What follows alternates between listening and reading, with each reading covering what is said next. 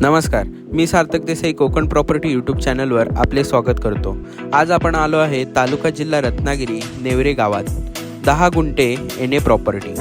ही property संपूर्ण माती असून रोड टच आहे।